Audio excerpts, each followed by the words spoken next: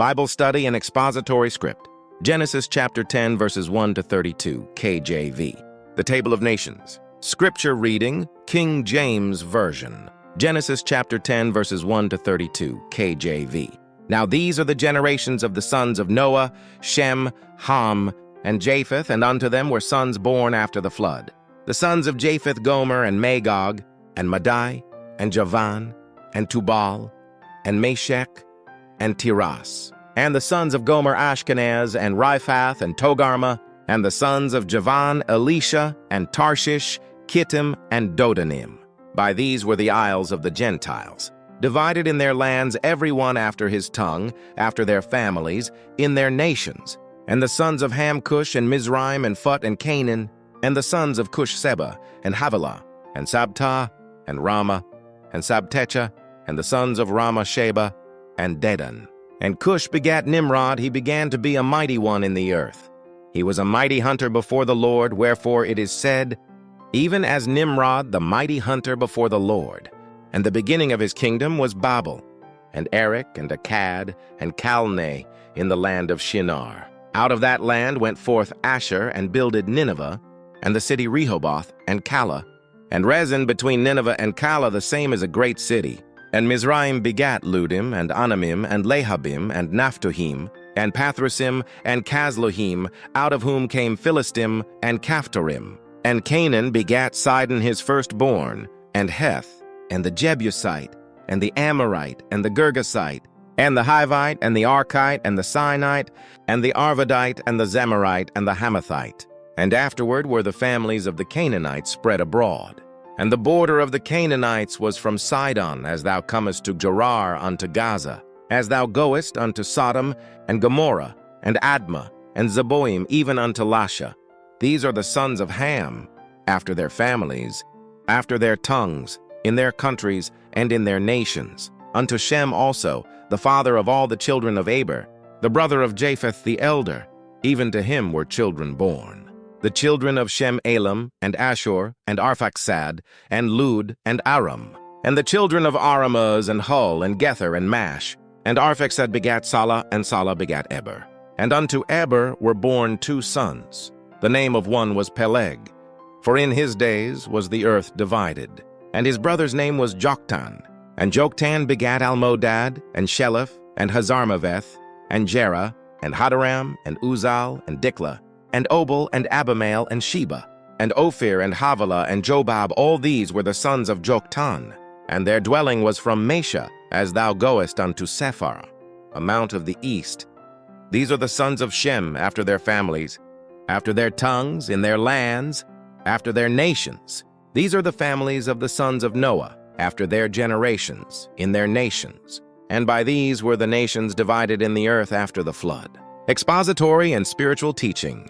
Genesis chapter 10 may appear, at first glance, to be merely a list of names and nations. However, when read through the lens of the whole Bible, this chapter reveals something deeply spiritual, God's sovereign design for humanity. After judgment and his faithful commitment to life, order, and redemption. One historical and biblical context. Genesis 10 comes immediately after the flood narrative in Genesis 6:9.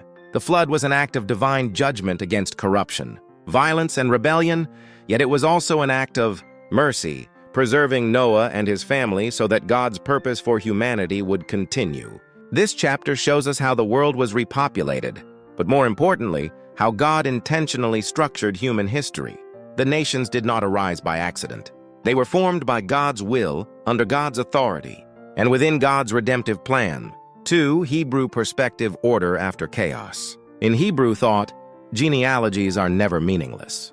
They represent identity, calling, inheritance, and destiny. Genesis 10 emphasizes families, languages, lands, nations. Repeatedly, Scripture says, after their families, after their tongues, in their nations. This tells us something powerful. Diversity is not a curse, it is God's design. God did not create humanity to be uniform, but to be unified under his lordship. 3. Theological meaning. God rules over history. This chapter teaches us that God is the Lord of history.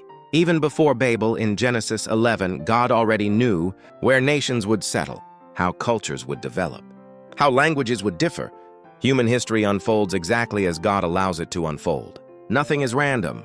No nation exists outside of God's awareness. No generation is forgotten by Him.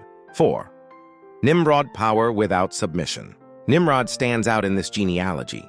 He is described as a mighty hunter before the Lord. Spiritually, Nimrod represents human power, ambition and authority without submission to God. His kingdom begins with Babel later, the symbol of rebellion, pride, and self-glorification. This teaches us a timeless lesson. Power without obedience always leads to spiritual collapse. 5.